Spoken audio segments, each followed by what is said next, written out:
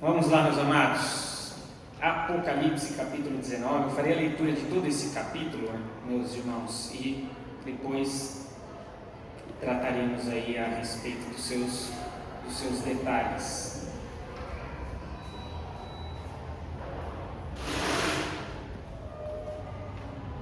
Diz assim a palavra do Senhor: depois destas coisas, ouvi no céu uma como grande voz de numerosa multidão dizendo: Aleluia!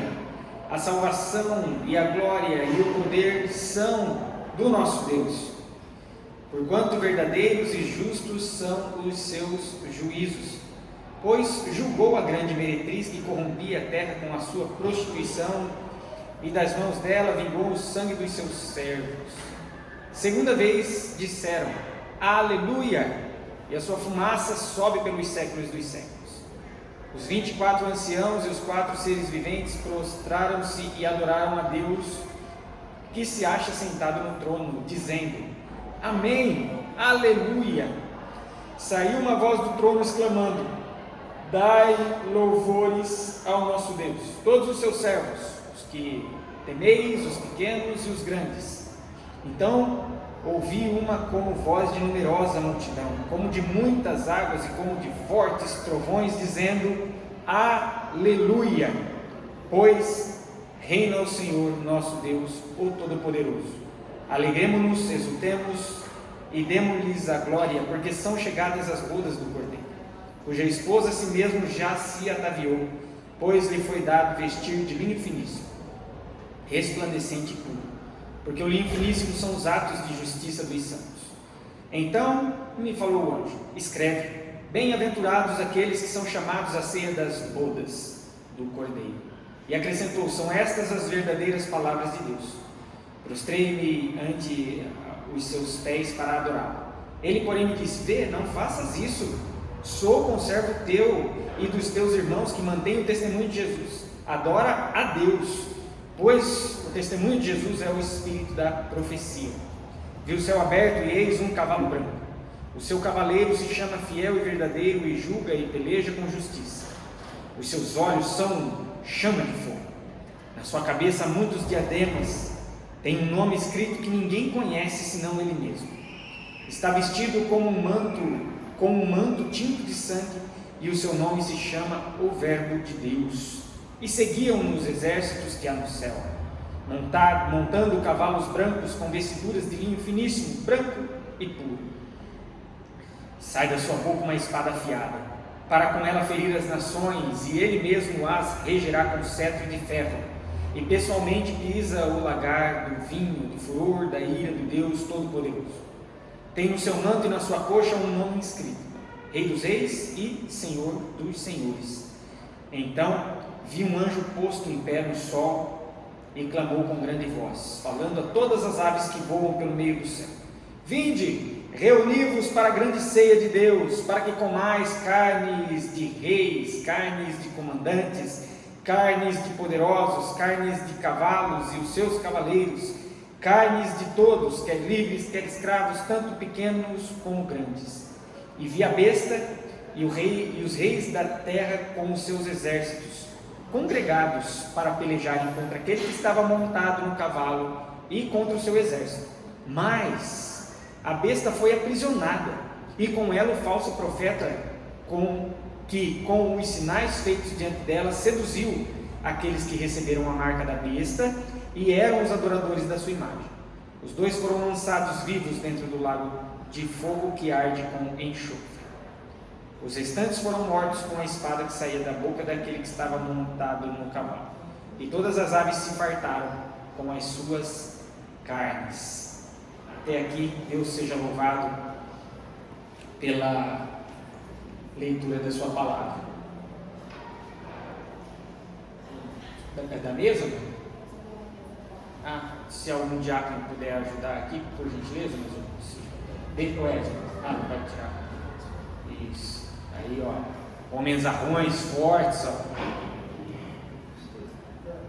Isso. Muito obrigado, meus irmãos.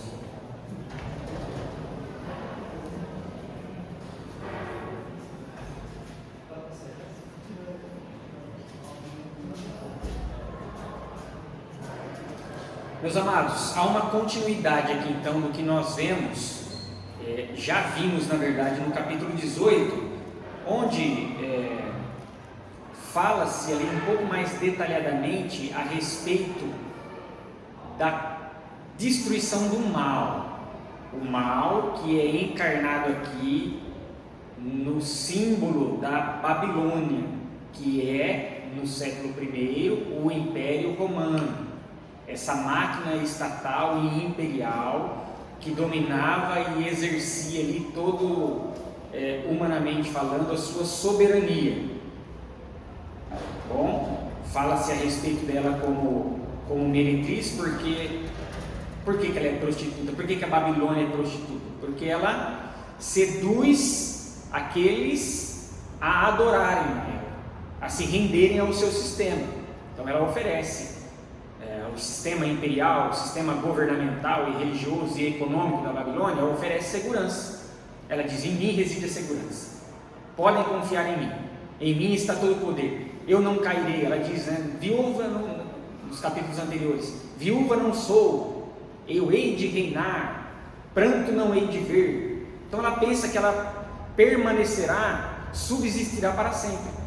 Só que não, ela será destruída, e toda aquela segurança que se deposita nela, toda aquela prosperidade que se percebe nela, todo aquele poderio que se percebe nela, toda aquela confiança que colocaram nela, vai ruir. E como nós vimos no capítulo anterior, rui de maneira rápida, em uma só hora, em um só dia. E aqueles lá que desfrutaram dessa segurança, eles gritam: ai, ai da grande cidade, caiu. Agora no capítulo 19, nós temos uma conexão com aquilo que foi dito no capítulo 18, versículo 20. Em meio a toda aqueles detalhes, aquela descrição da queda da Babilônia, nós temos ali no versículo 20 do capítulo 18 um seguinte convite. Olha lá: exultai sobre ela, ou seja, sobre essa realidade. Exultai sobre ela, ó céus, e vós, santos, apóstolos e profetas, porque Deus contra ela julgou a vossa causa. Então veja que em toda aquela descrição de queda da Babilônia, de queda dos sistemas, e aqui sistemas como um todos, tá? Como um todo, sistemas humanos que se colocam como indestrutíveis, como dignos de toda confiança. Não há. O único sistema digno de confiança é o sistema do reino de Deus. Fecha a conta e passa a régua, né? Fecha a conta e passa a régua, né, senhor? Tá bom? Há esse convite no versículo 20 do capítulo 18. E agora, quando a gente entra no capítulo 19, isso acontecendo. A exultação e a celebração, e nós veremos tanto nos céus quanto na terra, dos atos de justiça de Deus, do exercício de justiça de Deus. Apocalipse tem temas muito marcantes e fortes. Um deles é o exercício da justiça de Deus. Tá? Logo, toda condenação, todo juízo, toda destruição, ela não é uma expressão de parcialidade, de injustiça. Pelo contrário, é um exercício de justiça. Se há algo que está sendo destruído, é porque ele fez por merecer essa destruição. Se há algo que está sendo condenado, é porque ele trouxe sobre si mesmo essa condenação. Se a gente for olhar para os méritos, para as obras, humanamente falando, é para esse caminho que se caminha. É para essa direção que se vai. Quando se olha para os méritos humanos, não há fora de Cristo nada que possa, diante de Deus, ter a sua aceitação. Deus só aceita a nossa vida, Ele só aceita o seu povo e exerce sobre este povo a sua graciosa salvação, porque sobre este povo está imputada a justiça de Cristo. E Cristo já sofreu toda a justiça na cruz do Calvário. Ok? Não é por mérito que exista em nós, mas pelo mérito de Cristo Jesus aplicado a cada um de nós e aqueles que fazem parte, todos aqueles que fazem parte do povo de Deus. Toda destruição, para que o nosso coração se acalente uma vez mais, é destinada àqueles que não têm a marca de Deus, não têm a marca na testa e na fronte e na mão, as marcas de Deus. Não há o selo, aquilo que nós chamamos de selo do Espírito Santo, que é o penhor da salvação dos crentes. Essa destruição, o horror que nós vemos aqui descrito nos capítulos anteriores, em parte aqui também, é para aqueles que têm a marca dos sistemas humanos. Ou seja, marca aqui significa fidelidade, rendição de fidelidade. A quem rendemos fidelidade? A Deus ou a qualquer outra coisa que se coloque e nos dê algum senso de segurança, que seja as nossas próprias forças. Então, se eu sou forte, se eu sou capacitado, se eu tenho perícia técnica e conhecimento teórico e sabedoria para aplicar isso na realidade, e eu dependo disso, e eu penso que todas as coisas que me são boas e que são por causa do meu único e pleno esforço, e de que de fato esse esforço é o que me colocará como aceitável diante de Deus, isso é um engano. Isso é confiar em sistemas humanos, ainda que seja em si mesmo. Então, tudo o que se coloca como salvação e que diz para cada um de nós: eu sou a segurança, repouse em mim, ainda que tenha aparência de bem, e geralmente tem aparência de bem, no final das contas o irá. Deus e o reino de Deus, a Ele, Deus Pai, Filho e Espírito Santo, deve ser direcionada a nossa fidelidade. Ter a marca de Deus é ser fiel a Ele, ainda que pecadores, ainda que falhos, mas aqueles que são dele, quando falham, quando erram, buscam resposta nele. A resposta que nós damos diante das questões ao nosso redor demonstra onde está a nossa fidelidade. Se quando nós falhamos, se quando nós caímos, se quando nós erramos, nós buscamos nos aproximar mais de Cristo para que Ele venha a solucionar cada vez mais essas nossas falhas, nós demonstramos que nós temos a nossa marca e que nós temos e dedicamos a Ele a nossa fidelidade. Agora, quando nós buscamos guarida para os nossos erros e falhas em qualquer outra coisa que não Deus, nós estamos demonstrando que a nossa fidelidade, na verdade, não reside nele. E estamos num engano. É necessário que a gente se arrependa e voltemos a Ele. Tá bom, meus irmãos? Tudo bem até aqui? Nós temos blocos muito bem, neste capítulo 19, muito bem aqui delimitados.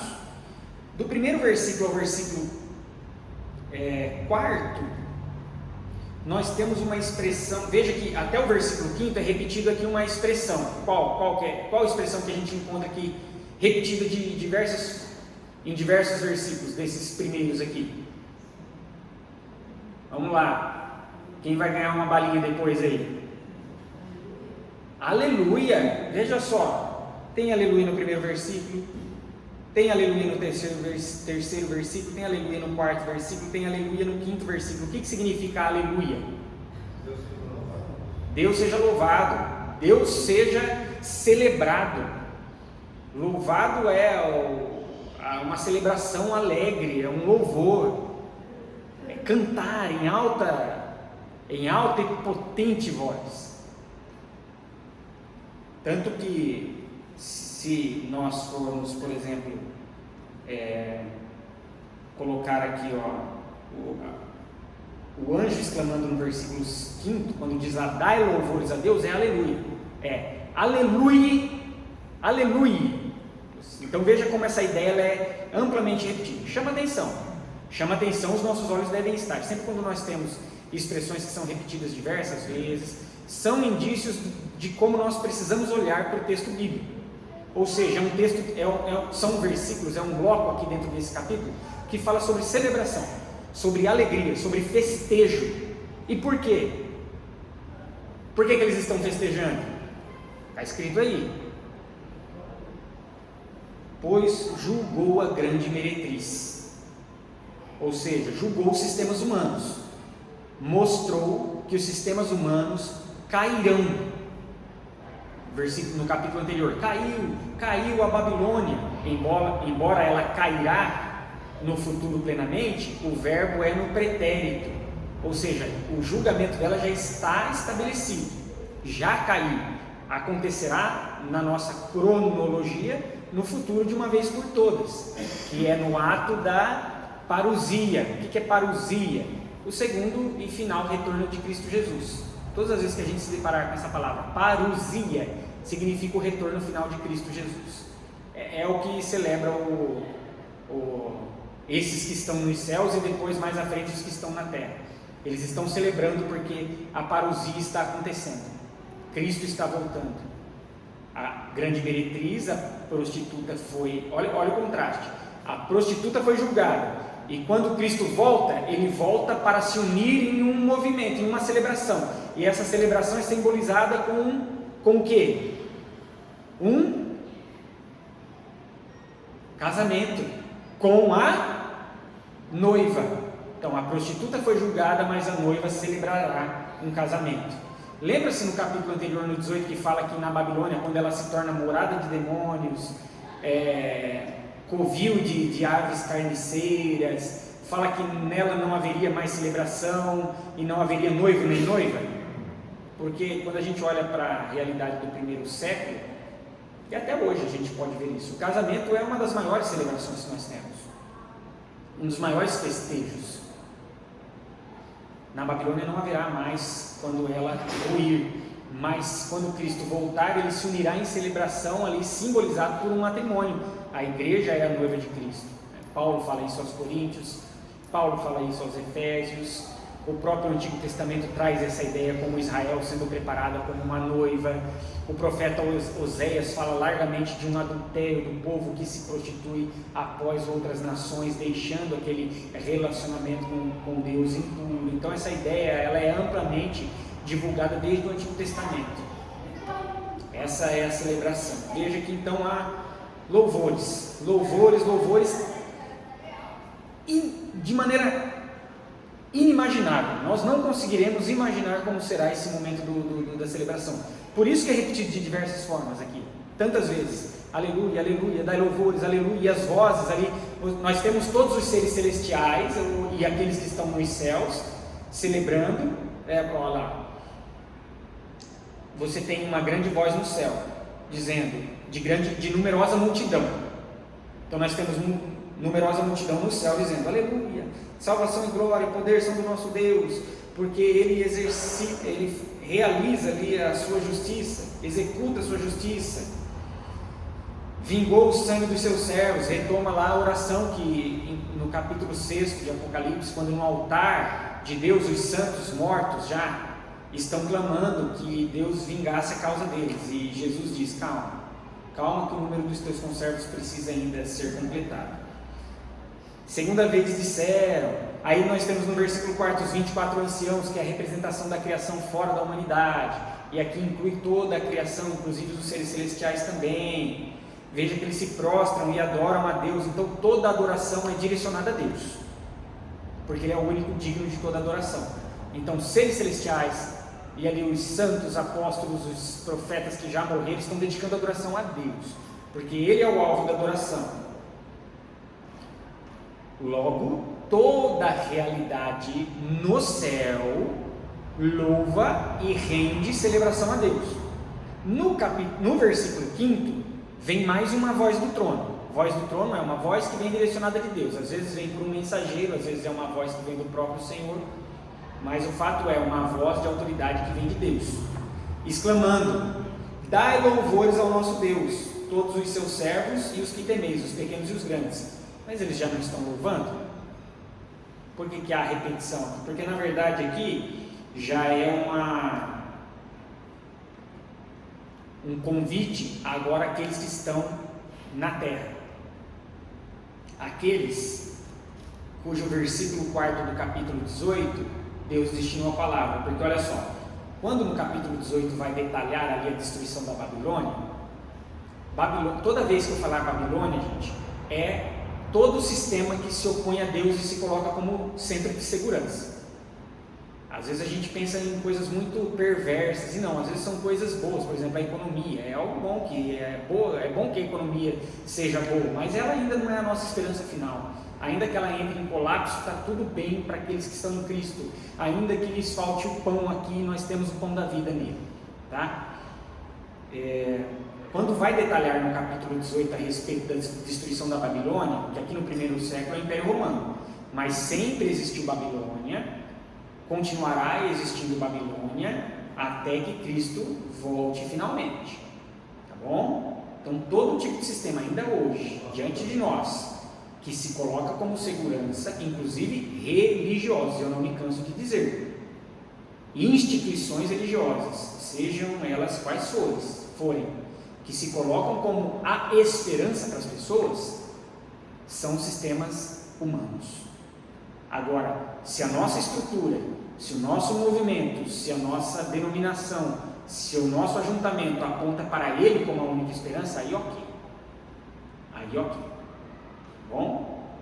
Por isso que, ainda que dentro da igreja não estamos livres da Babilônia, é necessário que nós tenhamos e busquemos cada vez mais a sabedoria em Cristo, no Espírito de Deus, para que saibamos identificar. Tá bom? Deixa eu só concluir aqui, Renan, já te passo a palavra, tá, meu irmão? Esse louvor que uma outra voz vem chamar é a respeito daqueles que estavam na Babilônia, mas não renderam a sua fidelidade à Babilônia. Veja o versículo 4 do capítulo 18. Quando está falando da destruição, da queda da Babilônia, está falando que os seus mercadores ruirão, está falando que os reis ruirão, está falando que as nações ruirão. E ali há um desafio, ouvi outra voz do céu dizendo, retirai-vos dela, povo meu. É uma convocação de Deus para que o seu povo se retire da Babilônia. E como eu disse, não é pura e simplesmente uma retirada geográfica. Porque, pensa comigo, não existe local, geograficamente falando, que está livre da queda, dos efeitos deletérios do pecado. O pecado, a queda, Gênesis capítulo 3, afeta toda a realidade na qual nós estamos inseridos. Então não é uma retirada geográfica, é uma retirada do quê? Fidelidade. Ou seja, ainda que vocês estejam na Babilônia, vocês não são fiéis a ela. Lembram da oração sacerdotal de Cristo? Não peço que os tires do mundo, mas que os livre do mal. Quando Jesus fala, orando ali sacerdotalmente, ele diz, não o peço que os tire do mundo, eles estarão no mundo. Mundo como sistema que se opõe a Deus e se coloca como centro da segurança. Eles estarão aqui, mas peço, Deus, que o Senhor os livre do mal, ou seja, preserve a fidelidade deles à Santíssima Trindade. Eles são convocados a se retirar. Veja que, embora os santos estejam aqui, quando todos os flagelos das taças, da última série de 7 eventos, quando os flagelos forem derramados, as úlceras, e isso e aquilo, e todo aquele horror, os santos não serão acometidos por esses flagelos. Aqui é muito claro. Como? Eu já disse, eu não sei. O fato é que aponta para Êxodo. Em Êxodo, os sinais vêm e atingem os egípcios, mas o povo de Deus é preservado. Aqui, de uma maneira ainda mais plena e maravilhosa, o povo de Deus será preservado, ainda que ele esteja no meio, ali na Babilônia e ali no mundo. Tá bom? Logo, aqui no capítulo, no versículo 5, é esse anjo convocando estes que estão na terra a adorarem. E eles vão adorar. Veja lá como continua. Até que nesse primeiro bloco está tudo bem, meus irmãos? Seu Renan, pode falar, meu irmão. Então, eu quero dizer que a palavra Babilônia quer dizer confusão, não é isso? Sim. Também. A confusão é uma Babilônia, né? Isso, é Babel, né? Relembra Babel. Babel significa Babilônia. E ali Babel é o lugar da confusão, onde Deus confunde ali a linguagem e tudo mais. O povo vai responder. Veja o versículo 6. Então ouvi uma como voz de numerosa multidão, como de muitas águas. Veja, vozes fortes. Quando diz muitas águas, trovões, significa uma voz potente. Olha o grau do louvor. A gente não tem ideia do que será esse coral. Se a gente acha os nossos corais humanos, bonitos, a gente não terá noção. Quando a gente vê o coral dos mortos que estão em Cristo, dos seres celestiais, que residem hoje nesse plano intermediário que nós chamamos de céu, com aqueles que estarão subindo a Cristo, que estão aqui estarão subindo a Cristo, quando se unir todo esse coral de maneira uníssona, o negócio será esplendoroso. Oh, gente, será algo assim jamais visto na história da humanidade. Os corais que nós temos humanos aqui são um resquício da majestade que haverá nessa celebração do retorno de Cristo. Louvor, veja que louvor porque Deus, a Ele pertence a salvação, a Ele pertence a glória, a Ele pertence o poder, a Ele pertence toda a execução de justiça, e Deus é glorificado quando Ele executa a sua justiça. Deus é glorificado na condenação das pessoas e Deus é glorificado na salvação das pessoas, porque a condenação mostra o poder de Deus contra todo tipo de rebeldia contra Ele, e isso é algo bom. Quando muitas pessoas falam, o Deus que é bom não pode julgar as pessoas e condená-las. Pode, porque as pessoas que se pervertem e se corrompem, todos os sistemas corrompidos, eles demonstram uma oposição para com Deus, e a maldade que há aqui explicitamente mostrada confronta com a bondade dele. Então isso precisa ser eliminado para que a bondade dele seja estabelecida. Então, na verdade, quando nós falamos de condenação, é o exercício da bondade de Deus. Porque o argumento que muitos usam é: se Deus é todo poderoso e Ele condena, e Ele tem poder para salvar todos, porque Ele tem todo o poder, então Ele não exercita totalmente a sua bondade. E se Ele é totalmente bom e Ele não salva todas as pessoas, talvez Ele não seja todo poderoso. Mas é uma falta de compreensão do que é o exercício da bondade de Deus, que é a erradicação de todo mal. Por isso que nós teremos corpos glorificados quando até Ele formos, seja na morte, seja se Ele voltar quando nós estivermos vivos, porque o nosso corpo não poderá mais carregar nenhum efeito do pecado, porque hoje nós temos esse paradoxo, as duas coisas são reais, né? São verdadeiras, embora pareçam excludentes. Quais são essas coisas? A nossa natureza, que é pecaminosa, mas a nossa identidade, que é santa. Nós temos uma identidade, porque Deus nos chama de santos, porque em Cristo nós somos feitos filhos dele, mas ao mesmo tempo nós somos pecadores de natureza, ou seja, a nossa identidade é de santos, mas a nossa natureza ainda é corrompida. É por isso que quando nós podemos afirmar claramente que na nossa identidade não é mais de pecadores. Deus não nos chama de pecadores. Nós somos, mas Ele não nos chama de pecadores. Ele nos chama de filhos santos, por causa da obra de Cristo Jesus. Logo, o exercício que parece maldade da parte de Deus para muitas pessoas, na verdade, é a eliminação do mal. Não fica muito claro isso em Apocalipse?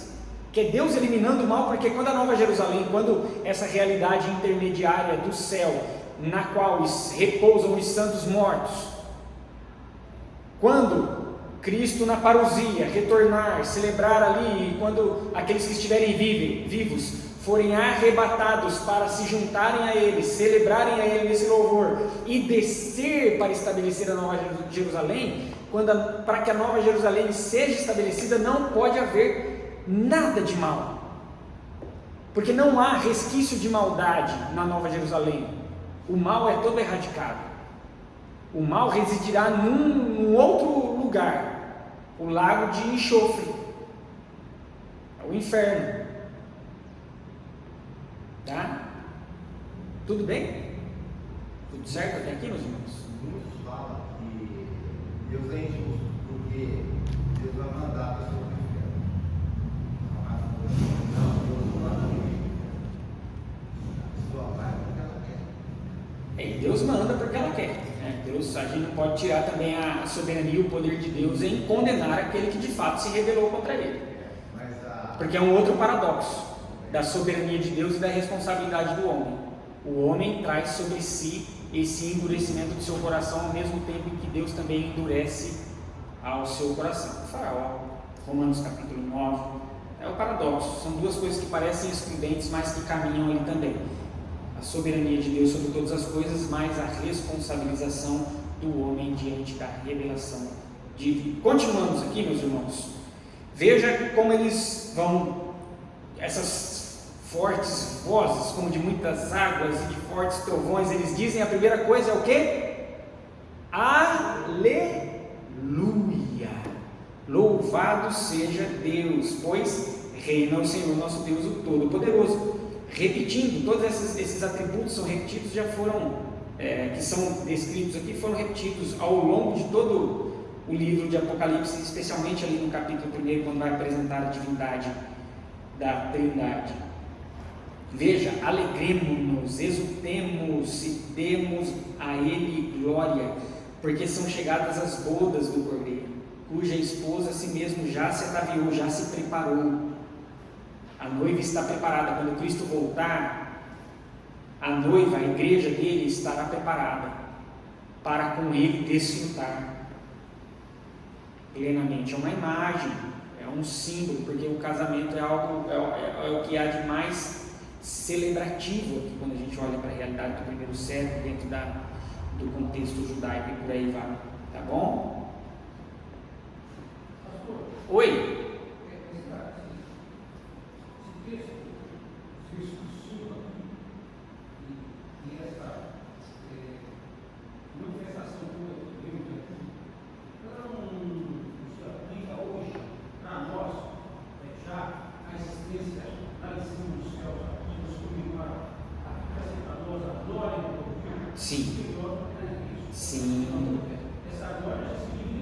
Isso.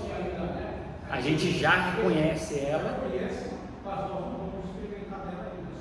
Isso.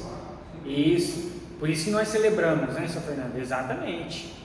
Essa celebração, ela já acontece aqui, porque a gente reconhece a soberania de Deus. A gente sabe que o exercício da justiça dele já está estabelecido e ele é Senhor sobre todas as coisas, só que ainda não plenamente. Perfeito. É o já e o ainda não. Nós temos parte dessa celebração já, por isso que a gente canta, por isso que a gente louva, por isso que a gente adora, por isso que a gente ora, por isso que a gente se regozija na sua palavra. Mas plenamente esse coral universal, ele há de acontecer ali na parousia. Muito bom. São chegadas as bodas, né? Já se preparou a noiva, foi-lhe dado de vestir de linho finíssimo, resplandecente e puro. Olha só o contraste, porque o que a prostituta vence? O que a vence não, veste. Quando a gente olha lá para os capítulos 16, 17 e 18, roupas de luxúria, escarlate. Mas aqui a noiva veste linho finíssimo, resplandecente e puro. Significa que ela não foi encontrada em adultério. Isso a gente já viu em outros textos também. Eu não vou me lembrar agora, recordar qual capítulo de Apocalipse é. Deixa eu ver se eu encontro aqui rapidinho, meus irmãos. Onde fala que Cristo encontrará os seus sem mácula, sem língua mentirosa. É essa perspectiva de que eles serão encontrados puros. Não que a igreja de Cristo hoje é perfeita, não dá para ser, porque a gente ainda tem essa natureza pecaminosa, e muitas vezes nós preferimos ouvir as vozes do nosso pecado do que a voz de Cristo, e por isso o pecado e a realidade ao redor também é envolvida por pecado. Mas é fidelidade, a questão da fidelidade, onde que está a nossa fidelidade? Eu vou tentar encontrar aqui.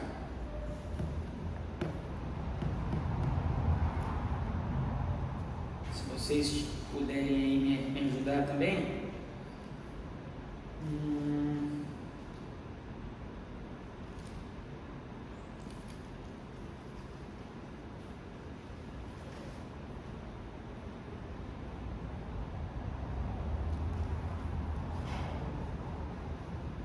Não vou encontrar. Mas é uma ideia que já foi trazida, né? Em que aqueles que serão encontrados ali, serão encontrados em língua não mentirosa, sem maledicência, diz ali virgens, né? No sentido desse aguardar o verdadeiro noivo e tudo mais. Aqui achei, capítulo 14. Capítulo 14, quando fala lá, o cordeiro e os seus amigos no Monte Sião. Olhei e eis o cordeiro em pé sobre o Monte Sião, e com ele 144.000, tendo na fronte escrito o seu nome e o nome do seu pai. Lembra que os 144.000 referem-se à totalidade dos salvos na terra. Não que o número seja literal, mas este número simboliza a totalidade daqueles que são salvos na terra. Ouvi uma voz do céu como de muitas águas, de grande trovão, também a voz era como de arpistas, ou seja, a celebração, entoava um novo cântico. Olha só, veja como essa ideia é sempre trazida novamente. Diante dos 4 seres viventes e dos anciãos, e ninguém pôde aprender o cântico, senão os 144.000. Olha só, os que estão cantando aqui no capítulo 19, a totalidade dos santos que estão na terra. Esse novo cântico ele é entoado no céu já, e ele será entoado por aqueles que o conhecem, que são aqueles que têm a marca. Olha lá, versículo 4 e 5. São estes os que não se macularam como mulheres, porque são castos. São eles os seguidores do Cordeiro, por onde quer que vá. São os que foram redimidos dentre os homens, primícias para Deus e para o Cordeiro. Não se achou mentira na sua boca e não tem mácula. É esse sentido, daqueles que têm a sua fidelidade ao Senhor. Não é no sentido de perfeição e do não errar ou falhar. Mas é que ainda a despeito das falhas e dos pecados e das barreiras enfrentadas e das vulnerabilidades e fragilidades apresentadas, a fidelidade e a busca e o refúgio deles está naquele que é a fortaleza. Tá? Logo, essa vestimenta se contrasta com a vestimenta da Babilônia, que é de luxúria, que é de pedras preciosas, e pérolas, e ouro, e papapá, e escarlate, né, majestosa, mas ela cairá, porque tudo isso representa a luxúria da sua devassidão, mas aqueles que estão em Cristo serão recebidos ali como linho finíssimo, resplandecente e puro.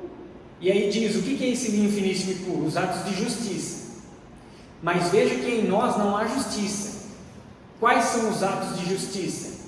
A justiça de Cristo imputada a nós e o nosso esforço em preservar a fidelidade a Ele também. A nossa resposta em preservação e fidelidade a Ele. Diz lá, né, ó, o final do versículo 8. Porque o linho finíssimo são os atos de justiça dos santos. Aqueles que mesmo ali na Babilônia olharam, conseguiram perceber toda a sedução da Babilônia e não se renderam. Ou aqueles que deixaram-se enganar, mas depois perceberam, se arrependeram e voltaram ao Senhor. Tudo bem até aqui? Beleza? Então me falou o anjo, escreve: bem-aventurados são os que são chamados à ceia das bodas do Cordeiro. Haverá um banquete. Aqui são 2 banquetes que são descritos aqui. Os 2 banquetes promovidos por Deus. Mas um é o banquete da ceia das bodas. O outro banquete é um banquete carniceiro, cujas pessoas serão o próprio alimento das aves carniceiras. Sempre há essa linguagem de contraste, tá? E acrescentou: são estas as verdadeiras palavras de Deus. Veja que tudo isso que João está tendo como revelação, ele deixa muito claro: podem confiar, é isso que vai acontecer. Essa visão revelada a mim em espírito, é assim que vai se dar no final de todas as coisas. É um convite à nossa confiança, meus irmãos, mesmo diante das dificuldades, dos problemas e do mal que se coloca nessa realidade, como se fosse indestrutível. O mal pode ser muito potente, mas ele já caiu. Ainda que ele continue a se expressar hoje, o seu juízo já foi estabelecido.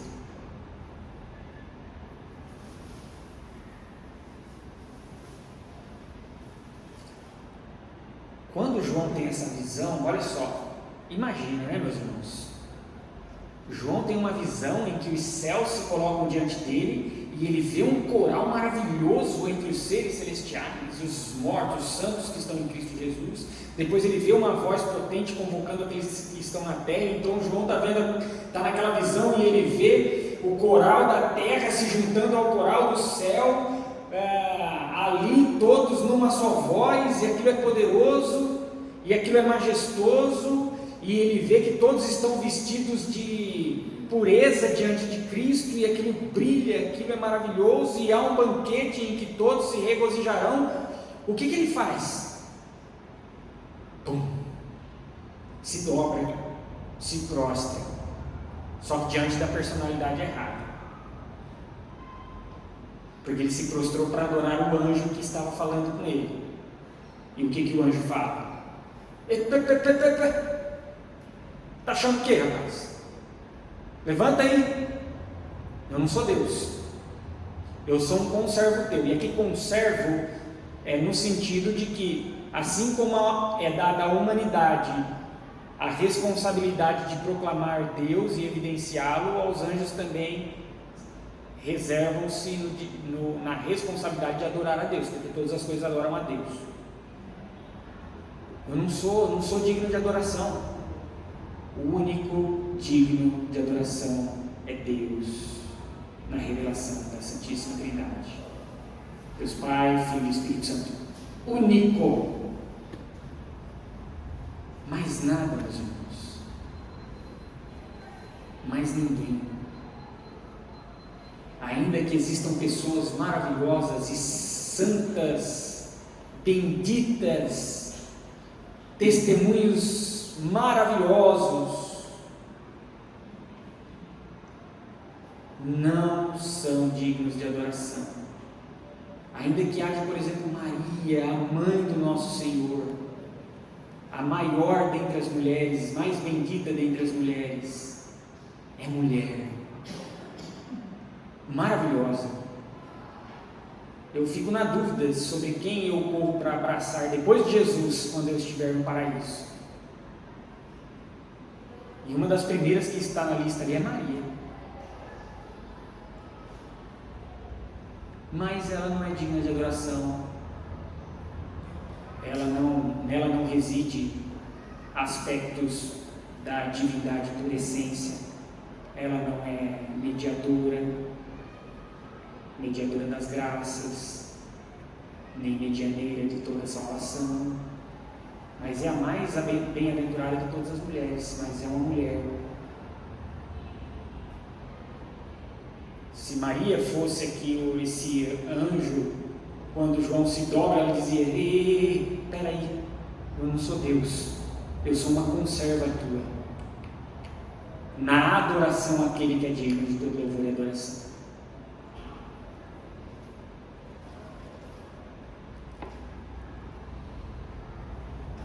E estas palavras são verdadeiras. Ele se prostra para adorar, ele porém diz: não faça isso, sou conservo teu e dos teus irmãos que mantêm o testemunho de Jesus. Adora a Deus, pois o testemunho de Jesus é o espírito da profecia. Jesus É a centralidade deste testemunho que aponta para o Deus Todo-Poderoso. Fecha-se o primeiro bloco e agora vem, a partir do versículo 11, uma linguagem ali de preparação para uma batalha. Mas, como nós vimos, o mal se prepara para a batalha. Haverá batalha no final? O que vocês acham?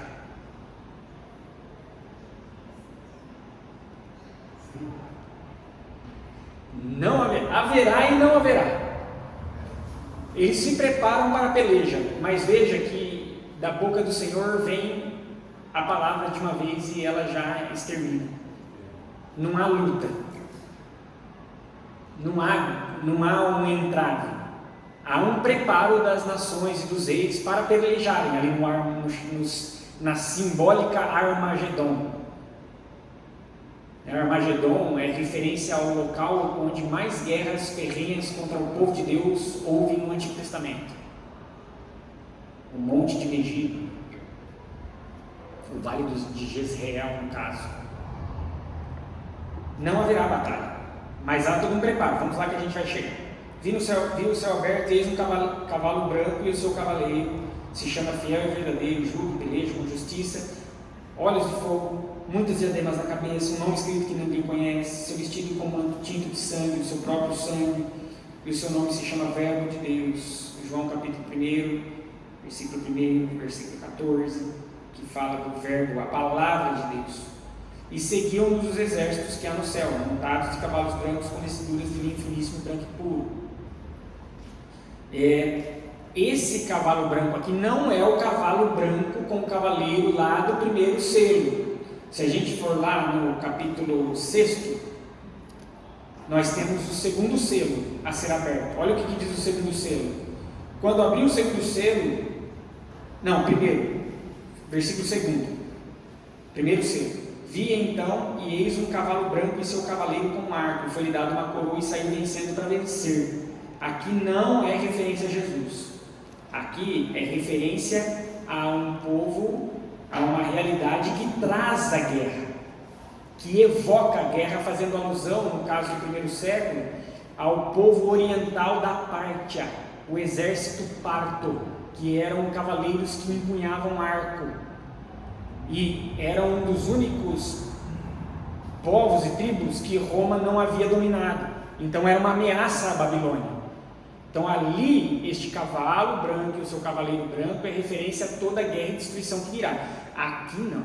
Aqui no capítulo 19 é o cavalo branco e o cavaleiro branco, que é Cristo Jesus, e todos os atributos vão corroborar com isso. São atributos que já são repetidos ali desde o capítulo 1. No material que eu enviei para vocês, tem todas as referências ali. Olhos de fogo, fiel, todo poderoso, está tudo. Todas as descrições. No final ali nós temos Verbo de Deus, Rei dos Reis, Senhor dos Senhores. Ao contrário daquele que tem um arco, esse tem a espada que sai da sua boca. Ao contrário daquele que é lhe dado uma coroa para momentaneamente vencer e trazer a guerra, este é aquele que possui muitos diademas. E este é aquele que põe termo à guerra. Jesus é o que põe termo à guerra, o que acaba com ela, não que atrás. E toda aquela hoste celestial está ali o seguindo, nesse sentido de que o acompanham, foram fiéis a ele, estão vestidos de linho finíssimo, branco e puro. Olha lá, versículo 15. Sai da sua boca uma espada afiada, para com ela ferir as nações, e ele mesmo as regerá com cetro de ferro, e pessoalmente pisa o lagar do vinho do furor da ira do Deus Todo-Poderoso. Referência lá à colheita, lembra da colheita, da vindima, que as uvas são lançadas no lagar da ira de Deus e pisoteados ali, é uma referência simbólica à condenação que haverá. Este que vem montado sobre um cavalo branco, cuja espada sai de sua boca, ele é aquele que executa o juízo. Por isso que quando Cristo voltar, não há mais tempo, não há mais oportunidade. Gente, a oportunidade agora é este momento de arrependimento, de saber quem nós somos sem Ele e que nele reside toda a esperança, e de entregarmos a nossa fidelidade a Ele, que ainda que não seja fácil. Tá? Ele tem no seu manto, versículo 16, e na sua coxa um nome escrito: Rei dos Reis e Senhor dos Senhores. Aqui provavelmente, entre o manto ali na altura da coxa, né, o manto que ficava ali na altura da coxa, onde era embainhada a espada. Então muitos estudiosos vão dizer que aqui é referência à sua espada que está embainhada, que é a espada que sairá ali proferida pela sua palavra, toda uma simbologia. E essa espada que sai da sua boca, que está embainhada no manto na altura da coxa, é aquela que declara finalmente: ele vence, porque ele é Rei dos Reis. Não existem reis humanos que possam suplantar o seu poder. Ele é Senhor dos Senhores.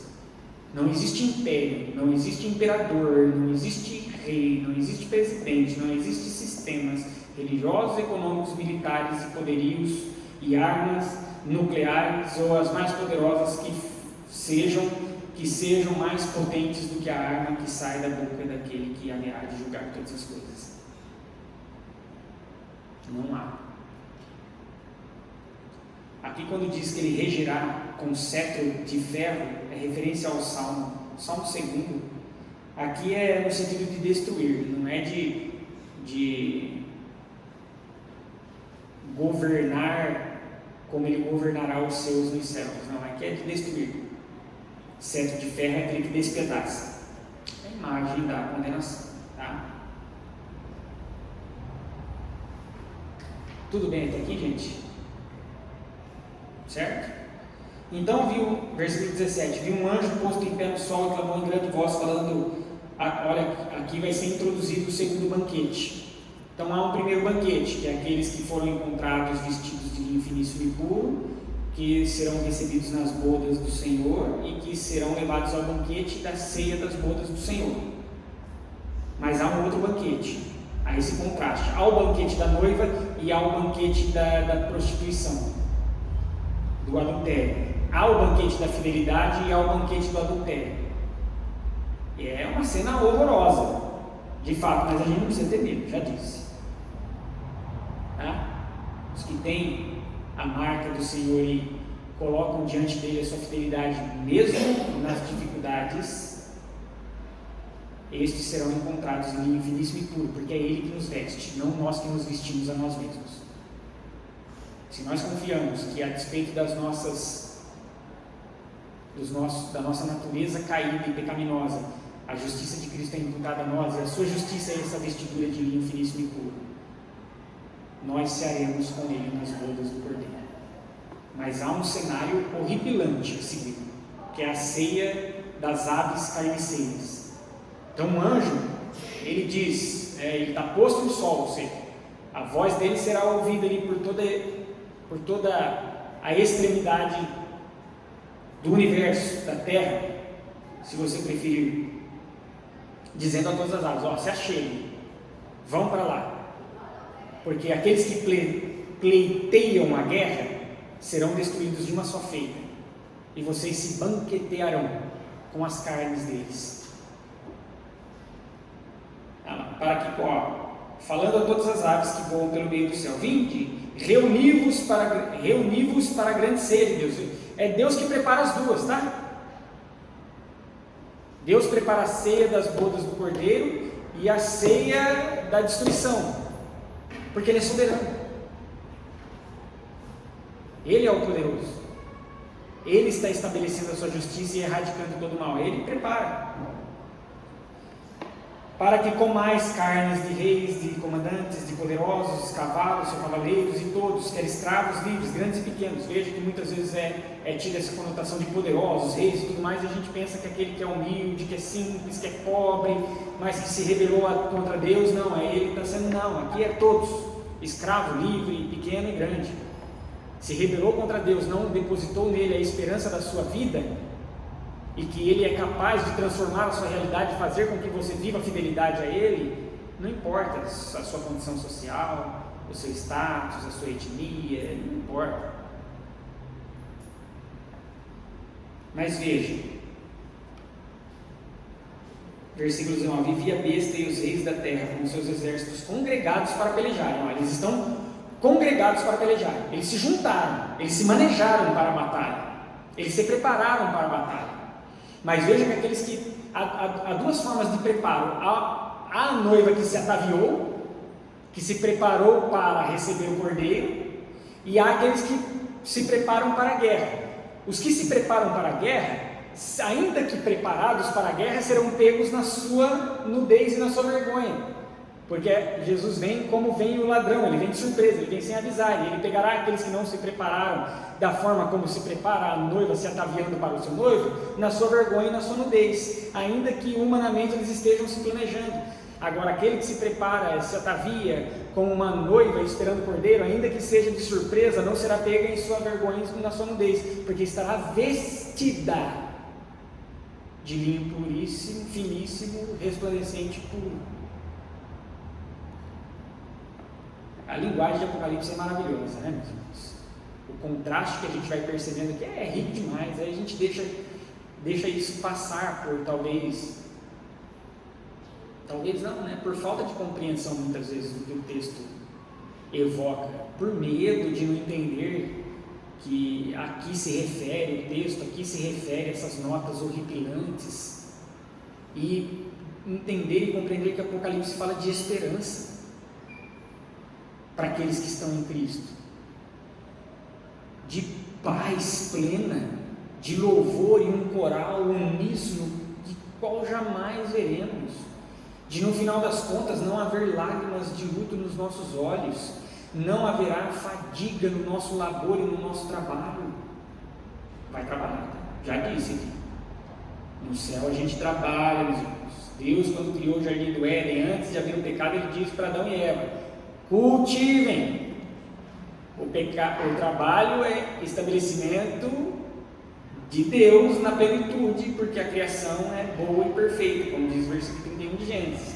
O que há depois do pecado é que vem a fadiga, né? E do suor do rosto se levantará o sustento. Lá o trabalho será o mais prazeroso possível, pleno. Então, é essa esperança, meus irmãos, que Apocalipse nos evoca. É isso, que estaremos na presença do Cordeiro. Essa cidade, o símbolo é tão forte, que lá quando a gente chegar no versículo 21, 22, capítulo 21, 22, falará que a Nova Jerusalém, essa cidade que descerá, não precisa de sol. Por quê?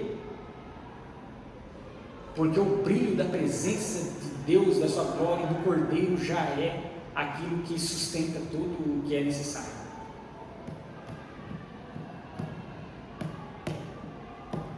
A nossa bênção é a presença de Cristo. Eu fiz essa pergunta no domingo passado e talvez seja importante repetirmos. E se Cristo fosse para outro lugar que não esse paraíso que nós imaginávamos, nós preferiríamos ir para o paraíso sem Ele ou preferiríamos seguir aonde quer que Ele fosse? Se a nossa resposta é a primeira, arrependamos-nos.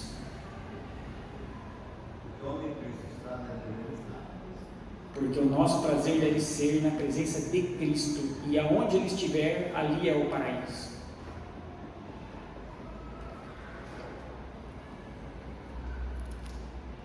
Eles se preparam para pelejar, mas olha lá, versículo 20: mas a besta foi aprisionada. Não há batalha, não acontece batalha, há apenas um decreto. Há apenas um decreto ali.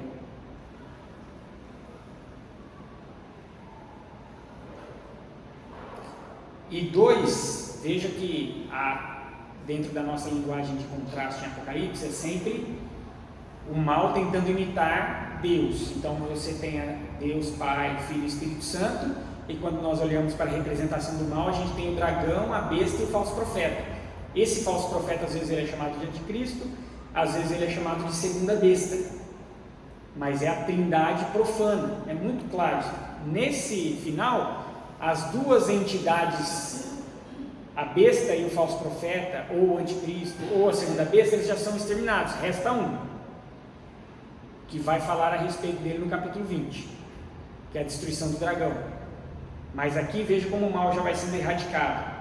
Mas a besta foi aprisionada, e com ela o falso profeta, que com os sinais feitos diante dela, ou seja, lembram-se de quando vai apresentar essa trindade profana, fala que ele foi ferido como de morte, ressuscitou, e aí todos adoraram a ela, e a segunda besta, que é a que emerge da terra, ela faz propaganda a respeito dele. Olhem para ela, quem é como ela, quem pode pelejar.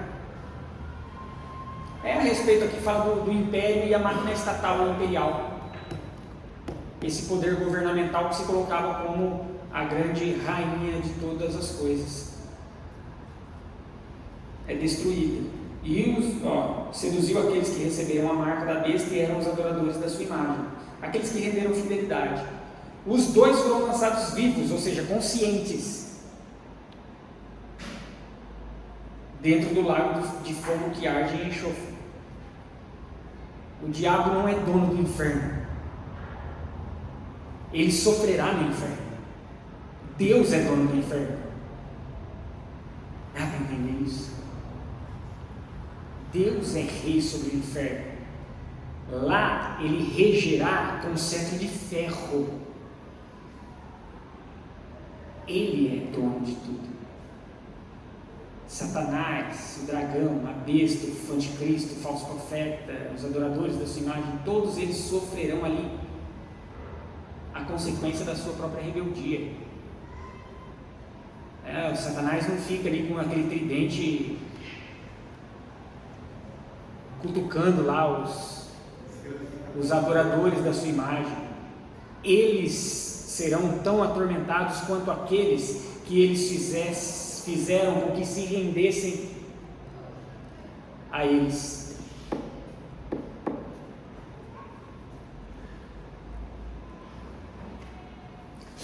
E os restantes foram mortos, que era a simbologia para que o banquete fosse apresentado para as árvores carniceiras. Os restantes foram mortos com a espada que saía da boca daquele que estava montado no cavalo. Todas as aves se fartaram de suas carnes. Fala dali, é uma repetição do que nós temos no capítulo 18, que fala que a Babilônia tornou-se morada de demônios, povio de aves carniceiras, Fala, é desolação. Aquela que tanta luxúria teve, aquela que tanto poder teve, porque é isso que os sistemas humanos seduzem. Pessoal, olhem o meu poder, olhem aonde eu posso chegar. Aquele que se confronta, que se coloca em combate comigo, ele cai. Eu sou poderoso. Só que, como nós vimos no capítulo 18, em uma hora só a sua ruína vem. Caiu a Babilônia. Em uma hora só, em uma hora só, em uma hora só. Repetir 3 vezes, absoluto da iminência da destruição da Babilônia. E aqueles que tentam ficar de longe, caiu a Babilônia, eles serão mortos por causa ali da espada que sai da boca do Senhor. Algumas aplicações aqui para nós, meus amados, para que a gente finalize esse tempo.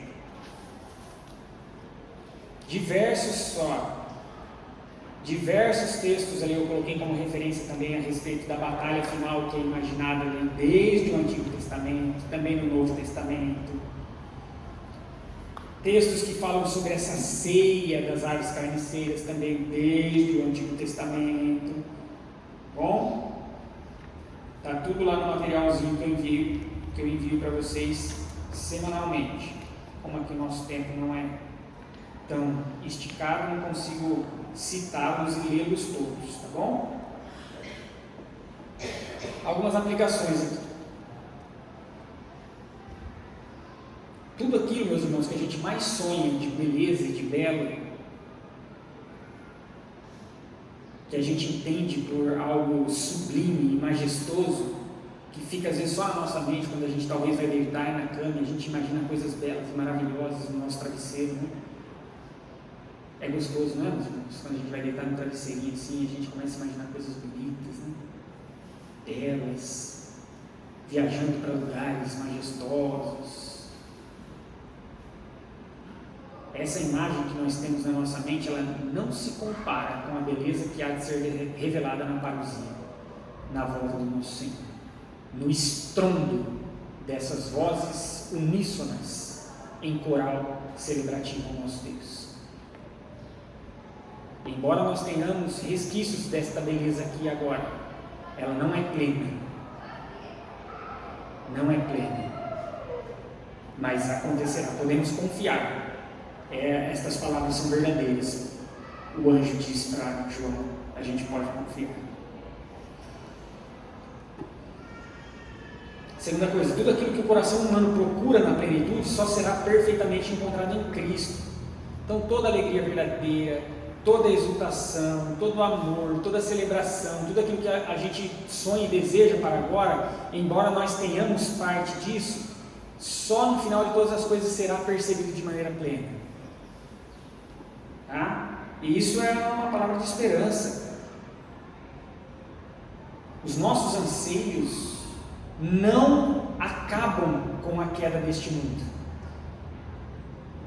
Os nossos anseios de eternidade, porque Deus colocou no coração do homem o senso da eternidade, Eclesiastes, né? Não acaba aqui, porque é eterno. Será desfrutado na plenitude, neste momento, da volta, da parousia, da celebração do casamento da noiva com Cristo, no seu retorno final.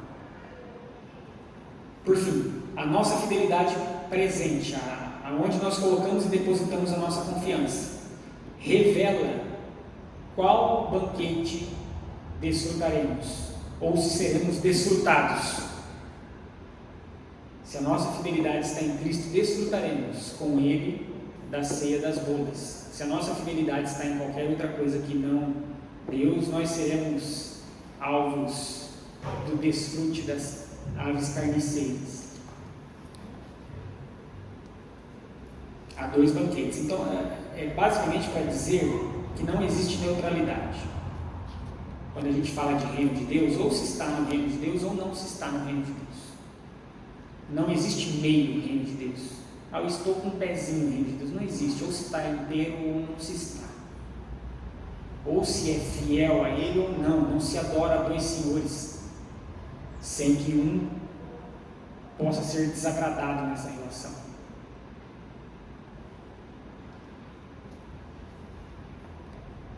Concluindo, Apocalipse 19 reforça ainda mais, que a história não termina no caos. Olha, isso é importante. Isso é importante, reforça, capítulo 19, ainda mais, de maneira mais potente e forte, que a história daqueles que estão em Cristo, Romanos capítulo 8, versículo 1, não termina no caos, mas na vitória definitiva do Cordeiro.